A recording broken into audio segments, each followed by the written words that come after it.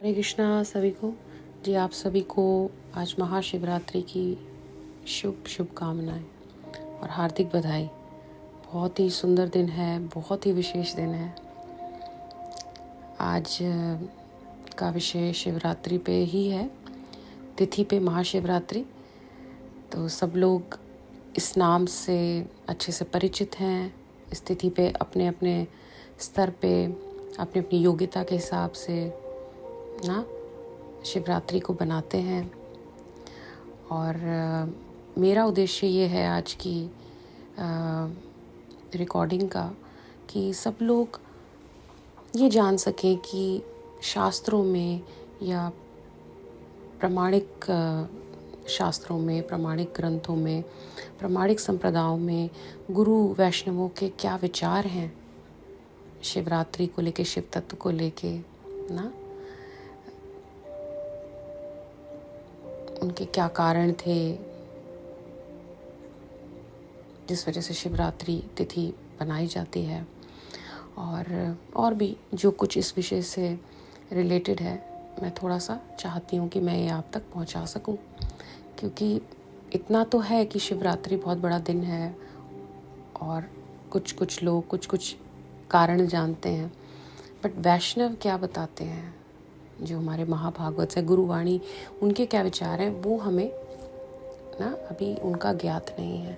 तो वो अगर हम जान सकें शिवरात्रि के दिन, महाशिवरात्रि के दिन, तो निश्चित रूप से भोले बाबा, गोपेश्वर महादेव, हर हर महादेव बहुत ही प्रसन्न होंगे ना। तो और हमारा भी ना शुद्धिकरण होगा, बोलने वालों का, कहने वालों का और श्रवण करने वालों का। तो सबसे पहले बात आती है शिवरात्रि की, उस नाम से हम परिचित हैं। दूसरी बात आती है कि शिवरात्रि पे हमको उपवास अवश्य करना चाहिए। और क्यों करना चाहिए? क्योंकि ग्रंथों में इसकी जो प्रमाण दिए गए हैं, बताया जाता है, हरि भक्ति विलास करके ग्रंथ है, उसमें गौतमीय तंत्र से वो लिया गया है ये श्लोक, जिसका वर्णन भक्ति विलास ग्रंथ में दिया है। बताते हैं कि शिवरात्रि व्रतम कृष्ण चतुर्दश्यंतुम फागुन वैष्णवेवर अपई आई तत् कार्यम श्री कृष्ण प्रीतये सदा। तो सबसे पहले तो ये बता रहे हैं कि भाई जो शिवरात्रि है वह फागुन मास में आती है और अंधेरे के पखवाड़े में आती है। और कौन से दिन पे आती है? 14वें दिन पे। ठीक है, तो उन्होंने एक्सप्लेन करा कि शिवरात्रि आती कब है। फिर दूसरी पंक्ति में क्या बता रहे हैं? वो बता रहे हैं कि हर वैष्णव का, जो हरि की पूजा करते हैं, जो विष्णु जी की पूजा करते हैं, जो श्री कृष्ण की पूजा करते हैं ना, उनका बनता है ना, उनको संकल्प लेना चाहिए शिवरात्रि के व्रत का। क्यों? क्योंकि शिवरात्रि जो है वह भगवान कृष्ण को बहुत ही प्रिय है ना। तो इसीलिए हर वैष्णव को, एक्चुअली तो हर मनुष्य को, मगर अगर कोई वैष्णव ऐसे होते हैं जो सोचते हैं कि भाई हमको शिवरात्रि क्यों करनी चाहिए, हम तो विष्णु जी की आराधना करते हैं, तो कहते हैं कि ऐसा नहीं, इसलिए करनी चाहिए क्योंकि जो शिवरात्रि है, शिव जी जो है वह कृष्ण को बहुत प्रिय है। इसीलिए हर वैष्णव को संकल्प लेना चाहिए कि वह शिवरात्रि पे अवश्य ही उपवास का पालन करें, है ना। और दूसरी बात फिर ये बताया गया है, कहाँ? कूर्म पुराण में भगवान बता रहे हैं किनको? भृगु मुनि को बता रहे हैं, परात परतरम यान्ति नारायण परायण न ते तत्र गमिष्यन्ति ये दविशन्ति महेश्वरम। बता रहे हैं कि भाई जो शिवरात्रि के दिन, भगवान स्वयं बता रहे हैं कि शिवरात्रि पे जो उपवास नहीं रखता है ना, उसको अपराध लगता है। तो इसलिए शिवरात्रि पे हमेशा उपवास का पालन करना चाहिए ना। किसी भी मनुष्य को ऐसा नहीं सोचना चाहिए कि भाई जो शिव जी हैं वह तो एक सामान्य एक बहुत ही मामूली तत्व हैं या जीव तत्व हैं या कोई देवी देवता ही हैं। कई बार ऐसे वैष्णव लोग भी सोच जाते हैं, तो ये गलत धारणा है। ऐसे विचार हमको नहीं धारण करने चाहिए ना। शिव जी कौन है? वैष्णव नाम यथा शंभु ना, सब देवताओं के देव। और शिव तत्व अलग से है, ये कोई ना तो जीव तत्व नहीं है, ये बहुत ही स्पेशल तत्व है। तो इसीलिए शिवरात्रि पे उपवास रखना चाहिए और किसी भी मनुष्य को शिव जी से कभी भी ईर्ष्या नहीं करनी चाहिए, क्योंकि अगर कोई ऐसा करेगा और अगर वो अपनी स्पिरिचुअल लाइफ जी रहा है तो उसकी जो प्रोग्रेस है उसमें बहुत बाधाएं आ जाएंगी, है ना। आध्यात्मिक जीवन में बहुत ही बाधाएं आ जाएंगी, उसकी गति रुक जाएगी, प्रगति रुक जाएगी अगर वह शिव जी से ईर्ष्या करेगा। तो ये थी स्पेशलिटी कि भगवान भी स्वयं बता रहे हैं और पुराणों में भी ये बताया गया है कि शिवरात्रि पे हमको ना उपवास का पालन अवश्य करना चाहिए। ठीक है, अब चलते हैं कि भाई शिवरात्रि क्यों बनाते हैं। तो इसके बहुत सारी मान्यताएं हैं, शास्त्रों में भी पुराणों में भी अलग अलग जगह बहुत बताया, बट इसके 3 प्रमुख कारण हैं। पहला प्रमुख कारण, शिव जी का जो रुद्र अवतार है वह शिवरात्रि पे ही वह ब्रह्मा जी के बौह के माध्यम से ना उन्होंने अवतार लिया, जन्म लिया या प्रकट हुए शिवरात्रि वाली तिथि पे, राइट। सेकंड रीज़न, दूसरा कारण कि शिवरात्रि पे ही बताया जाता है कि शिव भगवान और पार्वती जी की उनका विवाह हुआ, पार्वती जी और शिव भगवान का विवाह हुआ। ठीक। तीसरा कारण, अब देखिए तीसरा कारण जो है वो बताते हैं कि यानी कन्या अत्र लिंगानी स्थवरानी कारणी च तेसु संक्रमते देवास तस्याम रात्रो यतो हर शिवरात्रिस्ततः प्रोक्ता तेन स हरिवल्लभ। वो बता रहे हैं कि शिवरात्रि पे, शिवरात्रि की तिथि जो कि फागुन मास में आती है, कृष्ण पक्ष में आती है, 14वें दिन में आ रही है, उस रात्रि को जो भगवान शिव हैं वो क्या करते हैं, इस जगत के जितने भी लिंग हैं इस संसार के, उनमें वह प्रवेश करते हैं उस दिन। किस दिन? फागुन मास के कृष्ण पक्ष के 14वें दिन पे, 14वें दिन की रात को करते हैं। सभी लिंगों में होते हैं, चाहे छोटे हों बड़े हों, उस रात्रि को वह प्रवेश करते हैं, इसीलिए शिवरात्रि मनाई जाती है। और इसी कारण से यह दिन भगवान श्री हरि को अत्यंत अत्यंत प्रिय है ना।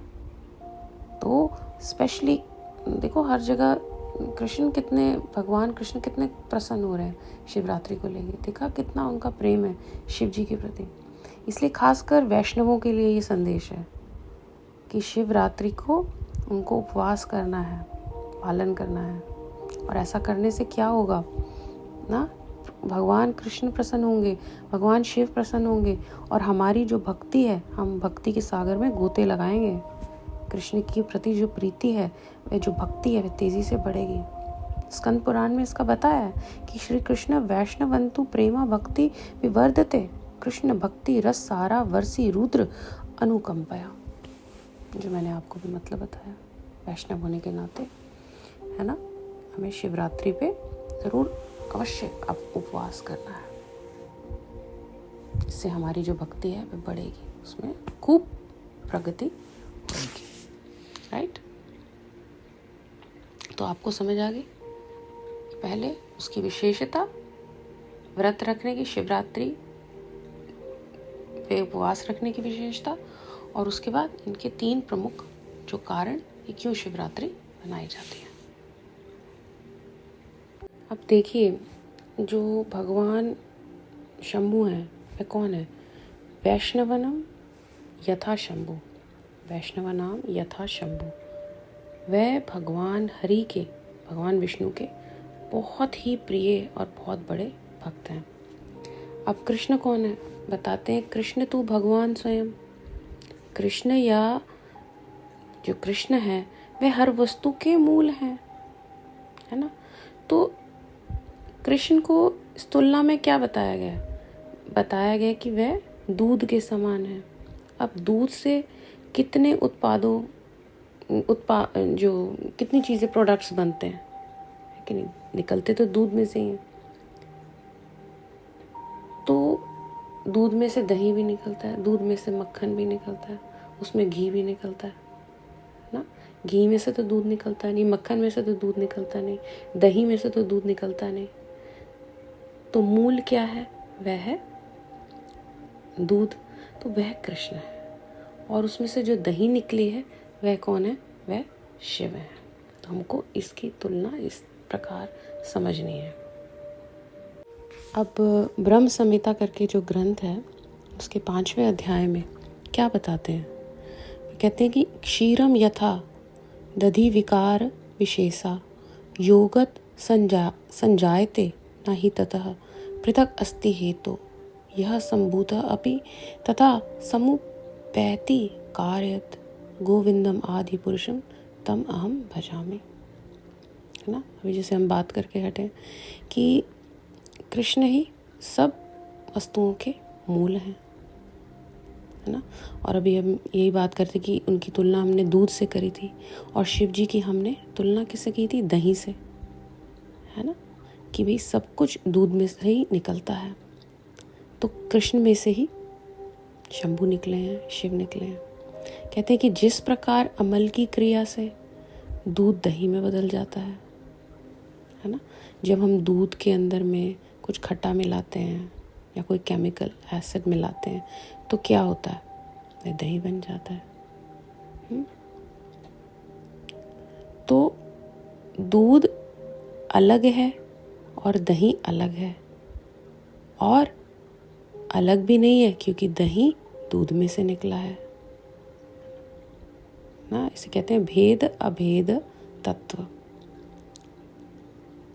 तो कहते हैं कि ऐसे भगवान गोविंद की मैं पूजा करता हूँ ना। ब्रह्मा जी के द्वारा ये बताया जा रहा है कि ऐसे भगवान गोविंद की मैं पूजा करता हूँ कि जो विनाश के कार्य के निष्पादन के लिए अपने आप को परिवर्तित कर देते हैं, है ना। और वह शंभु की अवस्था में आ जाते हैं। तो सब कुछ भगवान कृष्ण ही करते हैं।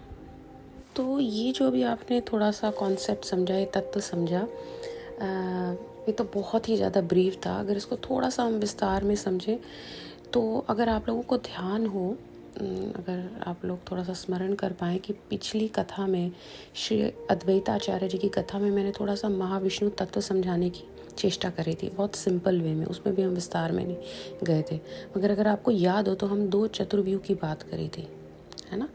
अगर आपको याद हो कि बलराम जी से हम बता रहे थे ना, कृष्ण बलराम सच्चिदानंद, तो बलराम जी से आगे एक मूल संकर्षण पहले आए।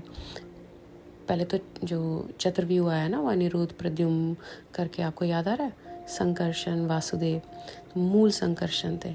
फिर उसके बाद में फिर एक और चतुर्व्यूह आता है, तो वो महा संकर्षण है। उनमें से विस्तार हुआ फिर एक चतुर्व्यूह का, और उसमें एक महासंकर्षण थे, और उस महासंकर्षण में से महाविष्णु का विस्तार हुआ था। क्योंकि हम अद्वैताचार्य जी कौन है? वे शिव जी तो हैं, सदाशिव, और महाविष्णु का अवतार है। तो अब हम आज हमारा जो विषय है वह शिव जी के ऊपर है, तो हम शिव तत्व को समझ रहे हैं, है ना। तो अब हम वापस जाते हैं उसी ग्राफ पे। तो हम वहाँ पे पहुँचे पहले मूल संकर्षण से, पहले वाले चतुर्व्यूह से दूसरे चतुर्व्यूह में, उसमें महासंकर्षण आया। महासंकर्षण में से निकला महाविष्णु। महाविष्णु मतलब कर्णदक्षा विष्णु। अब जब कर्णदक्षा विष्णु जी को या महाविष्णु को आगे सृष्टि डेवलप करनी होती है तो क्या करेंगे, है ना। मतलब जैसे एक फैमिली आपको जब बनानी होती है तो क्या होता है ना, हस्बैंड और वाइफ के थ्रू ही तो होती है ना।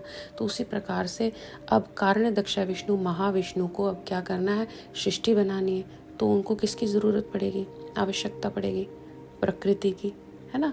तो अब इस जगत में तो आपको संबंध बनाना पड़ता है कि एक स्त्री के साथ संबंध होगा, फिर आगे सृष्टि बनेगी, आपकी फैमिली बनेगी। बट वहाँ ऐसा कुछ नहीं होता। तो वहाँ कैसे बनती है सृष्टि, वो दृष्टिपात करते हैं। तो वो दृष्टि जो देख रहे हैं, जो महाविष्णु देख रहे हैं, वह अब किसको देखते हैं, अपनी पत्नी को देखेंगे, ठीक है। अपनी पत्नी को देखते हैं, रमा जी को देखते हैं। तो रमा जी की तरफ ऐसे जैसे इस दुनिया में दृष्टि की हम बात करते हैं, वैसे नहीं, उनकी दृष्टि एक रोशनी की तरह से जाती है। तो बहुत रोशनी जाती है रमा जी की तरफ, है ना। अब वो रमा जी की के ऊपर जो रोशनी पड़ती है, उसकी जो छाया है किस पे पड़ती है, उसकी छाया पड़ती है दुर्गा देवी पर, है ना। तो वो जो रोशनी और जो छाया के बीच में जो रमा जी से उस जड़ जगत की दुर्गा की तरफ वो जो छाया जा रही है, उसके बीच में जो रोशनी का आभास है, वह कौन है, वह शंभुलिंग है, ठीक है। क्योंकि जो महाविष्णु है वह दुर्गा जी पे डायरेक्टली नहीं देख सकते हैं सृष्टि बनाने के लिए। तो हम अभी बात कर रहे थे ना कि कैसे दूध में से दही बन जाता है। तो जो कृष्ण होते हैं उनको कैसे शिव बनना पड़ता है ना, कुछ कार्य करने के लिए। तो अब क्या हुआ है, महाविष्णु ने क्या किया है, रमा जी के ऊपर दृष्टिपात करा है। मगर रमा जी, वो जो रोशनी वहाँ पे पड़ी, उसकी जो कुछ रिफ्लेक्शन है वह जड़ दुर्गा पे भी गई ना, उनके विस्तार, जो लक्ष्मी जी का विस्तार होगी दुर्गा जी। तो जो वो रिफ्लेक्शन का जो आभास है, दैट इज़ शंभुलिंग। और जो शंभुलिंग और फिर वो जो दुर्गा जी का जब मिलन होता है, तो तब जो है सृष्टि का उत्पादन होता है। और वो जो रोशनी के बीच में ही कण होते हैं, और वही जीव बनकर आते हैं। तो इस तरीके से सृष्टियों का इस तरीके से डेवलप होती हैं।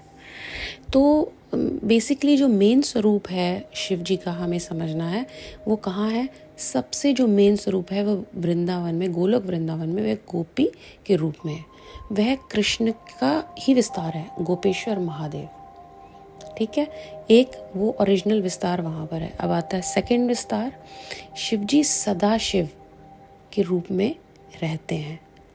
कहाँ रहते हैं, वैकुंठ के नीचे, मगर वह विष्णु का स्वरूप है, तो इसलिए उनको विष्णु तत्व भी कहा जाता है। तो शिव जी सदाशिव को, शिव को नहीं, सदाशिव विष्णु तत्व भी कहलाते हैं। मगर वो वैकुंठ में ना रह के, वैकुंठ से थोड़ा नीचे वैकुंठ के रहते हैं अपने गणों के साथ, है ना। और वहाँ पे नाम संकीर्तन चलता है भगवान कृष्ण का। अब हमने तीसरी बात क्या समझी कि और कौन सा स्वरूप, शंभुलिंग का। जब सृष्टियों का उत्पादन करना होता है तो यहाँ पर शंभुलिंग आ जाते हैं, जो महाविष्णु ने आगे दृष्टिपात करा और जैसे मैंने भी आपको समझाया। अब इस शंभुलिंग का इस सृष्टि में आगे जाके 12 रुद्र के अवतार होते हैं, हाँ, 12 रुद्र अवतार, या जैसे भी ऐसे ऐसे करके, मतलब ये थोड़े विस्तार हैं।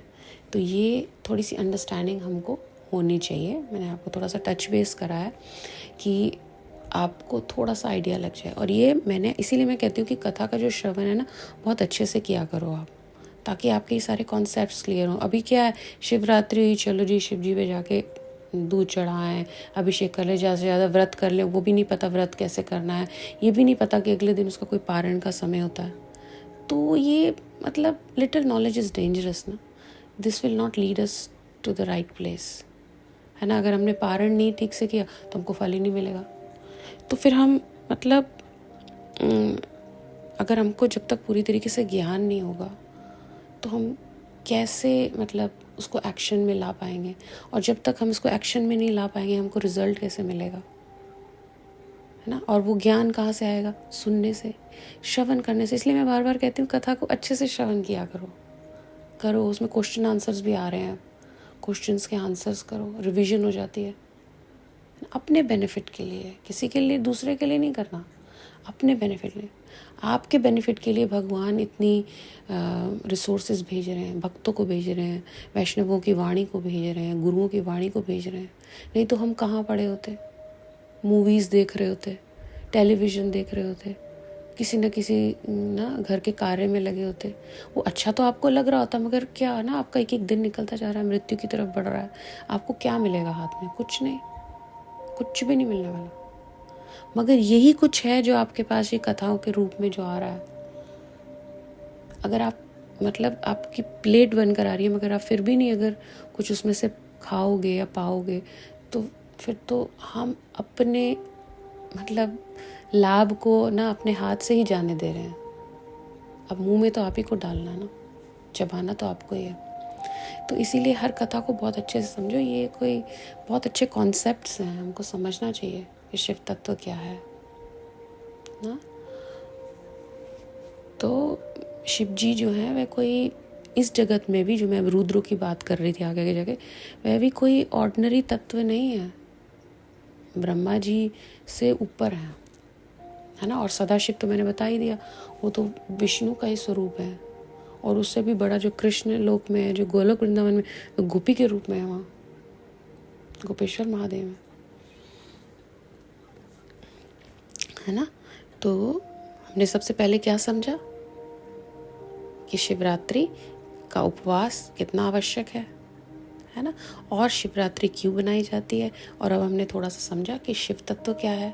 और मैं आपको शिव तत्व समझाते समझाते पिछली कथा पे ले गई, जो कि अद्वैताचार्य जी की कथा थी, जिसमें मैंने वहाँ महाविष्णु तत्व भी समझाया, और आगे आगे कैसे सृष्टि बनती है और कैसे कैसे सदाशिव शंभुलिंग बीच में आते हैं। और ये भी अभी समझाया कि किस प्रकार से उनके जो स्वरूप है कहाँ कहाँ पे स्थित है ना। और ये बताया कि शिव जी इज़ नॉट ऑर्डिनरी देवता, राइट।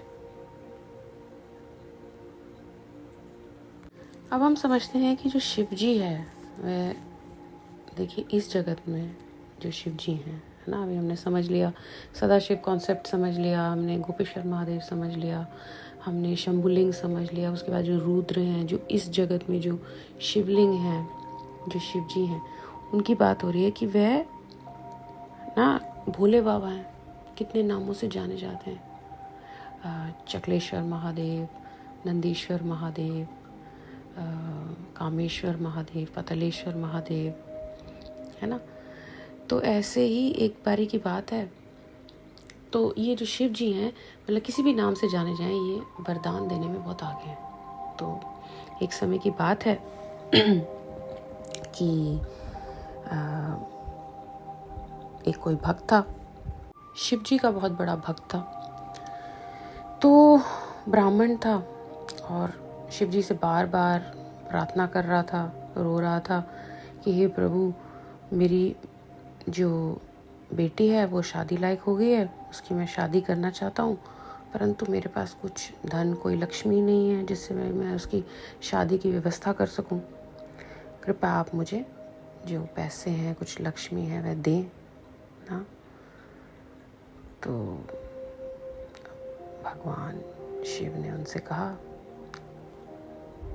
ये नहीं पता मन में उनसे कहा या सपने में आए, उन्होंने से कहा कि तुम देखो, ऐसा करो, वृंदावन जाओ और वहाँ पे शील सनातन गोस्वामी हैं, वहाँ पे तुम उनसे जाके मिलो, है ना। और वह निश्चित रूप से तुम्हारे को तुम्हारी बेटी के लिए ना खूब सारा धन दे देंगे, जिससे कि भाई तुम उस धन से अपनी बेटी की शादी की व्यवस्था कर पाओगे। तो ब्राह्मण बड़ा खुश हुआ कि भाई मेरी बात सुन ली, एक तरीके से उन्होंने मेरे को मतलब उत्तर दिया है या मेरी प्रार्थना स्वीकार की है, तभी तो मुझे सुझाव दे रहे हैं। तो ब्राह्मण जो है पैदल चलकर अपना वृंदावन पहुंच गया और वहाँ उसने ग्रामीणों से सनातन गोस्वामी जी नाम के व्यक्ति का पता पूछा, और वे सब जानते थे कि वे बहुत ही अच्छे गोस्वामी थे, और उन्होंने उनका निवास स्थान स्थानीय लोगों ने बता दिया, और शील सनातन गोस्वामी जी के पास में पहुंच गए। कहाँ पे रहते थे वे? कालिया दे में, यमुना नदी के पास में ना भजन का अभ्यास कर रहे थे। तो उनकी मतलब छोटी सी कुटिया सी थी जो यमुना के तट के पास थी, और बाकी का जो क्षेत्र था वह रेत से भरा हुआ था। अब बेचारे वो जो सनातन गोस्वामी जी थे, शील सनातन गोस्वामी, वे केवल एक लंगोटी पहनते थे ना, और थोड़ी सी लघु मात्रा में ही वे प्रसाद पाते थे, वो भी कृष्ण के भोजन का अवशेष। और वो कैसे पाते थे? घर घर जाके भिक्षा लेते थे, भीख मांगते थे ना, और फिर सूखी रोटी जो भी मिलती थी ना, जिसमें कोई नमक भी नहीं होता था, उसको ऐसे ही ग्रहण कर लेते थे। तो जब ब्राह्मण उनकी कुटिया में पहुंचे, उन्होंने कहा कि भाई देखो, मुझे शंकर महादेव ने आपके पास भेजा है। उन्होंने मुझे कहा कि आपसे जाके मैं मिलूं। उन्होंने कहा कि भाई क्योंकि मुझे धन प्राप्त करना है, मेरे पास कुछ धन नहीं है अपनी बेटी की शादी के लिए, तो उन्होंने कहा कि भाई मैं आपसे जाके मिलूंगा और आप मुझे धन देंगे ना, क्योंकि मेरे पास तो कोई संपत्ति ही नहीं है। तो कि आप मुझे देंगे। तो सनातन गोस्वामी जी ने कहा कि भाई देखो, मेरे पास तो कोई संपत्ति नहीं है, मेरे पास तो कोई धन नहीं है, तो मैं कहाँ से लाऊं। तो फिर उनको ध्यान आया, उन्होंने कहा अच्छा देखो हे ब्राह्मण, ऐसा करो कि तुम ना यमुना जी नदी के पास जाओ, और वहाँ पर उन्होंने बताया कौन सी जगह पे, थोड़ा कहते हैं कि वहाँ देखो, वहाँ पे रेत को थोड़ा सा हटाओ और वहाँ पे देखो कि तुम्हें कोई रत्न मिलेंगे, कसौटी पत्थर मिलेगा, है ना। वह वहीं कहीं है, मुझे अच्छी तरीके से तो याद नहीं है, मगर मतलब हो सकता है तुमको वह रत्न जो है, वो मूल्यवान रत्न वहाँ पे मिल जाए। तो वैसा ही हुआ कि वह वहाँ पर पहुँचा ब्राह्मण, और उसने रेत वगैरह हटाई और देखा कि वहाँ पे तो रत्न था। उसने उसे लोहे से छुआ और लोहा जो था वह सोने में बदल गया, कसौटी पत्थर था। तो वह तो बहुत ही खुश हो गया और भगवान शिव को बहुत बहुत ना कृतज्ञता से बार बार उनको मतलब वो थैंक्स कर रहा कि मेरी प्रार्थना तो शिव जी ने सुन ली, मेरी प्रार्थना शिव जी ने सुन ली, है ना। और बड़ा खुश होता हुआ अपने घर जा रहा था ना। अब जाते जाते उसके मन में लालच आया। उसने कहा कि भाई ये गोस्वामी ने ये इतना बड़ा रतन ना, कसौटी पत्थर वहाँ पर ऐसे ही फेंका हुआ है, तो इसका मतलब इसके पास तो इससे भी ज़्यादा मूल्यवान कोई रत्न होगा। तो मैं क्यों ना उनके पास जाकर पूछूं, क्या पता वो मुझे वो भी दे दें। तो वह लालच के चक्कर में सनातन गोस्वामी जी के पास में ना वापस गया और उसने कहा कि भाई ये सनातन गोस्वामी जी कि ऐसे ऐसे आपने जो बताया था, ये रत्न मिल गए, मगर मैं ना थोड़ा क्यूरियस हूँ, मैं जानना चाहता हूँ कि भाई आपने इतना मूल्यवान जो रत्न है उसको ऐसे ही कैसे रेत में आपने ना फेंक रखा है। तो मतलब आपकी भाई लाइफ में उस चीज़ के लिए कोई वैल्यू ही नहीं है। इतना बड़ा कसौटी पत्थर भी भाई लोहे को स्पर्श करो और वह सोना बन जाए, और आप यहाँ पे लंगोटी पहन के एक छोटी सी कुटिया में रह रहे हैं, और मतलब आपके पास ऐसी मतलब इससे भी कोई मूल्यवान चीज़ होगी फिर डेफिनेटली। तो फिर सनातन गोस्वामी जी ने उनसे कहा आओ इधर बैठो।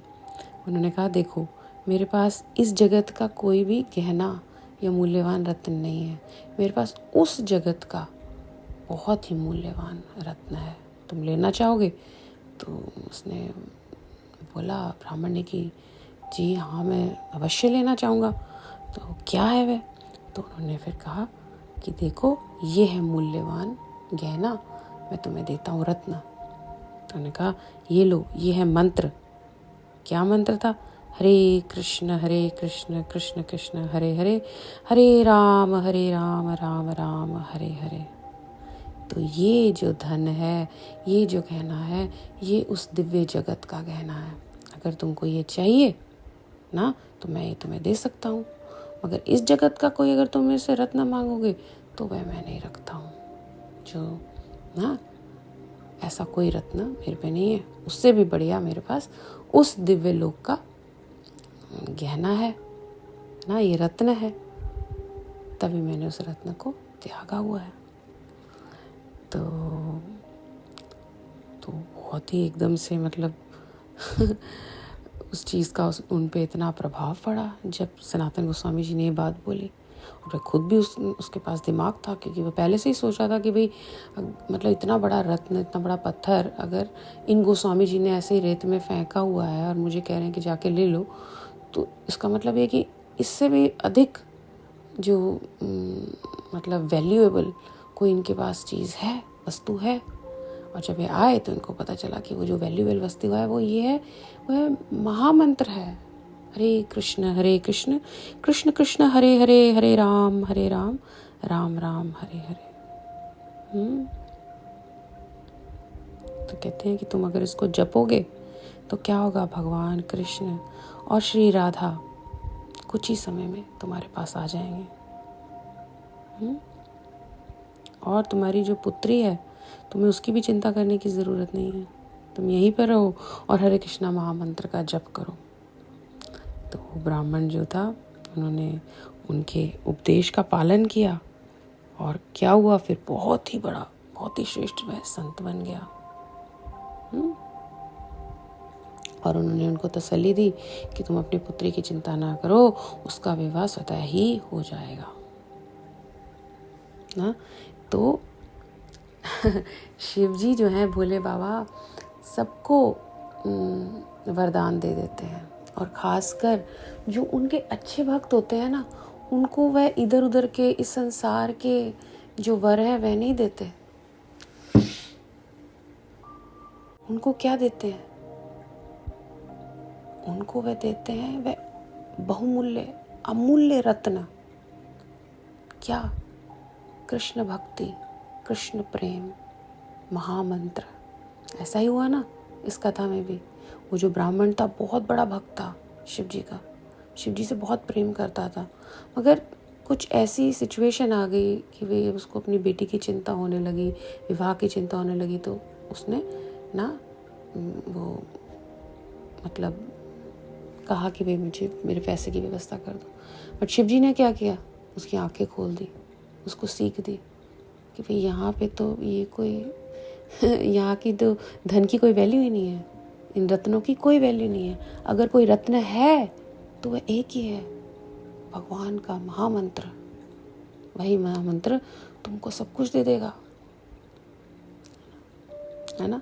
अभी मैं एक हीलिंग सेशन भी करती हूँ, जिसके अंदर में आत्मा की हीलिंग सेशन, जिसमें हम बार बार अपने आप को यही याद दिलाते हैं।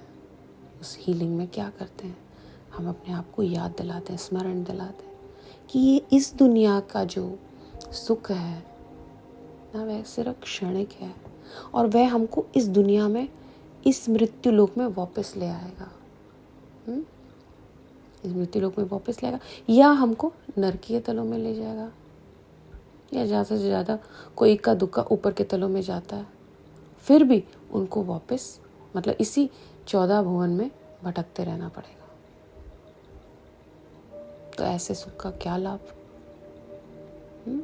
तो इसीलिए हमें इस क्षणिक सुख के लिए, इस यहाँ की जो भ्रमित जो कर देने वाला ये सुख है, इससे आकर्षित नहीं होना चाहिए, है ना। जो सबसे मूल्यवान चीज़ यही है कि हम अपने घर वापस जाने की व्यवस्था कर पाएं। और कैसे व्यवस्था कर पाएंगे, वो व्यवस्था कैसे हो पाएगी, वो व्यवस्था हो पाएगी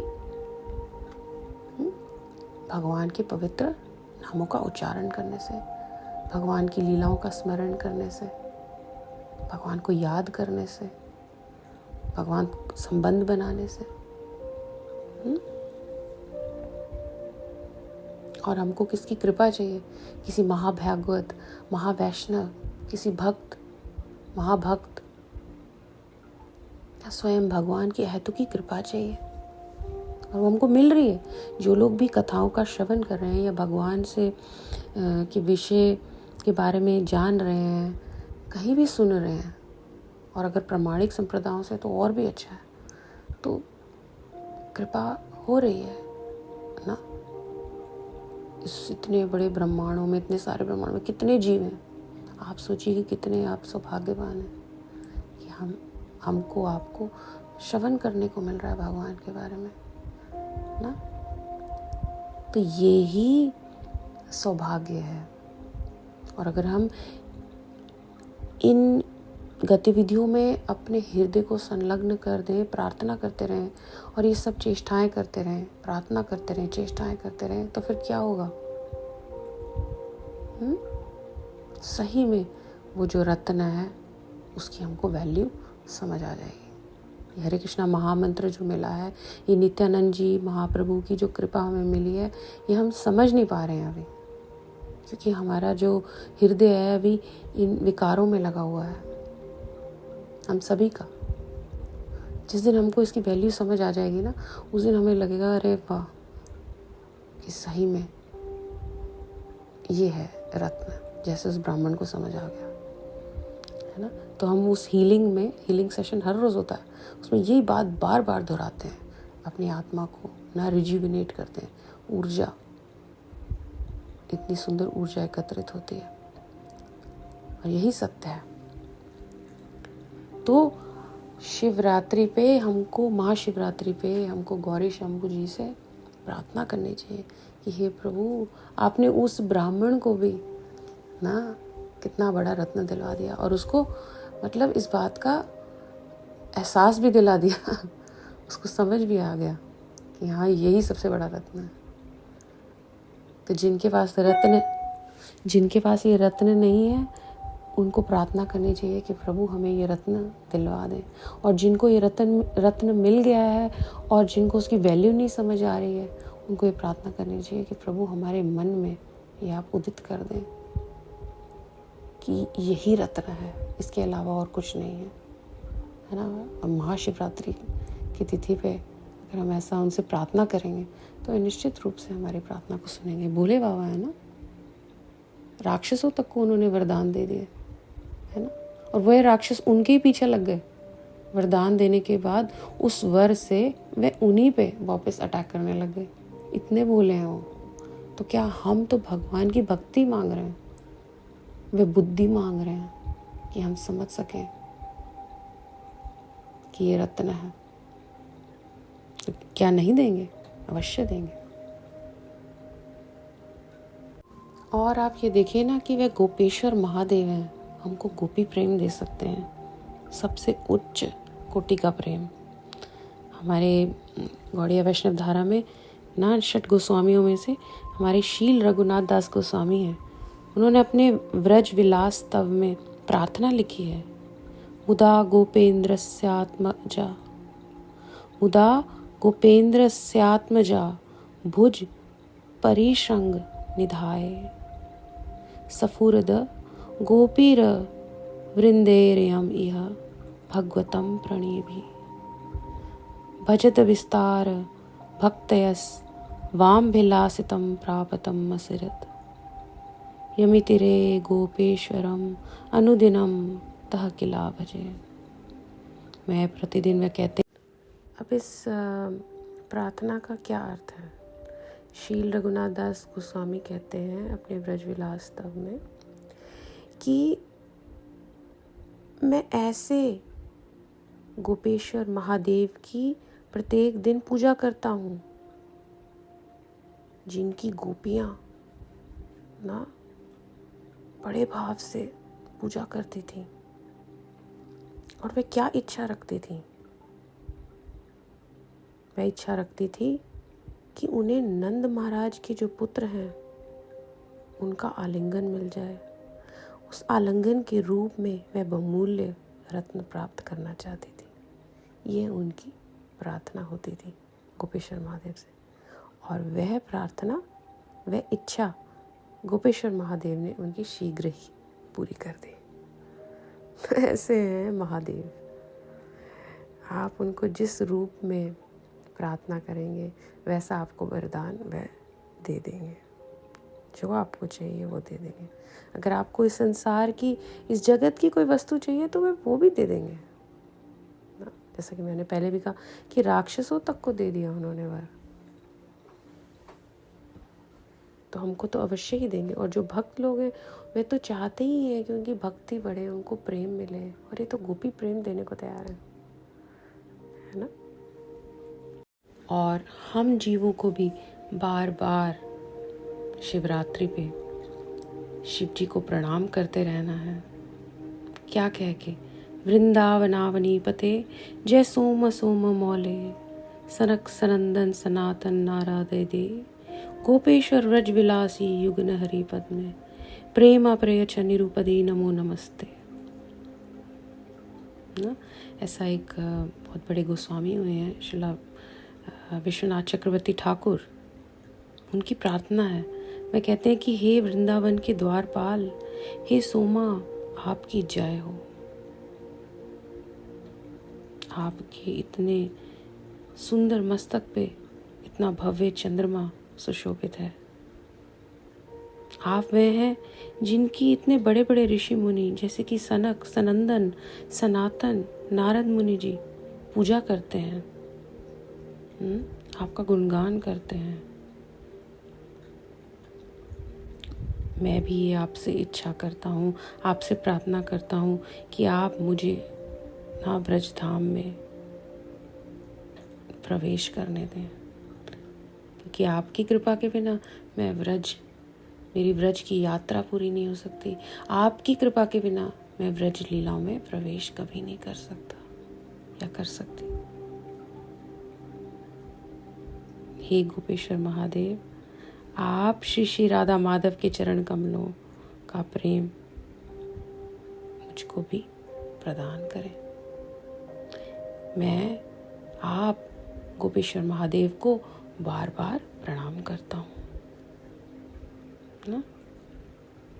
हमको ये बार बार उनकी महिमा में शिवरात्रि पे आज के दिन में ही उनका गुणगान करना है। ऐसे महादेव, ऐसे गौरी शंभू को प्रणाम करना है, ऐसे शंभू को जिनके शीश पे नवचंद्र है, गंगा की तरंगे वहाँ से उदित होती हैं। गौरी देवी के नेत्रों का वह उत्सव है ना। इतने सुंदर उनका श्रृंगार हुआ है, इतना सुंदर आनंददायक नृत्य करते हैं, अपने भक्तों को जो वांछित फल देते हैं।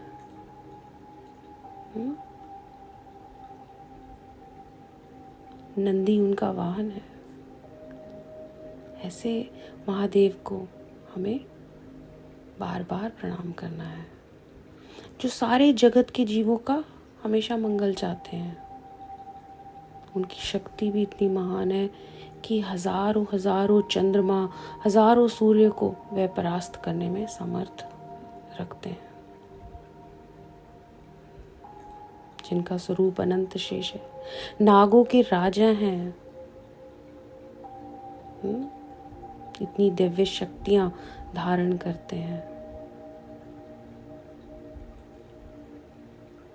ऐसे महादेव को हमें बार बार प्रणाम करना है ना, उनकी महिमा का गुणगान करना है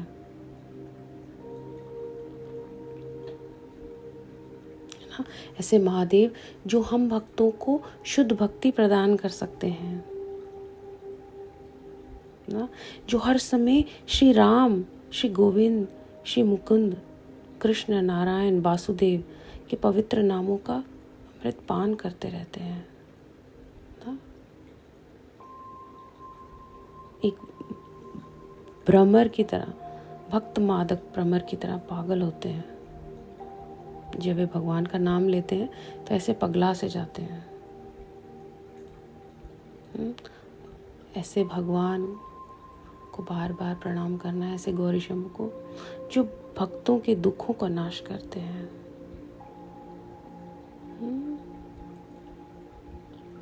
सबका मंगल करते हैं, सबके गुरु हैं, सबके माता पिता हैं। ठीक है, तो ऐसे गोपेश्वर महादेव की जय, ऐसे गौरी शंकर शंभू की जय, ऐसे चक्लेश्वर महादेव की जय, ऐसे कुंडेश्वर महादेव की जय, ऐसे पातालेश्वर महादेव की जय, एक चक्र महादेव की जय, नवद्वीप के महादेव की जय। हर हर हर महादेव की जय। महाशिवरात्रि की जय। ठीक है, मैं आशा करती हूँ आप सभी को ना शिव तत्व समझ आया होगा।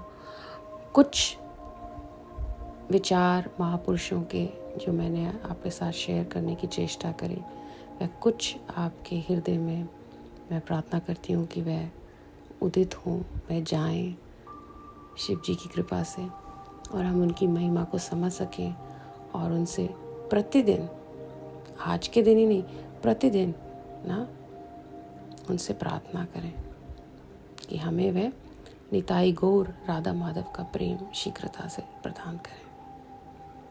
ठीक है, तो इसी के साथ मैं कथा को विराम देती हूँ। हर हर महादेव, हर हर महादेव, हर हर महादेव। निताई गौर प्रेमानंदे, हरि हरि बोल। वाञ्छकल्पतरुभ्यश्च कृपा सिन्धुभ्यैव च पतितानां पावनेभ्यो वैष्णवेभ्यो नमो नमः। जय श्री राधे। कर्पूरगौरं करुणावतारं संसारसारं भुजगेन्द्रहारं सदा वसन्तं हृदयारविन्दे भवं भवानी सहितं नमामि।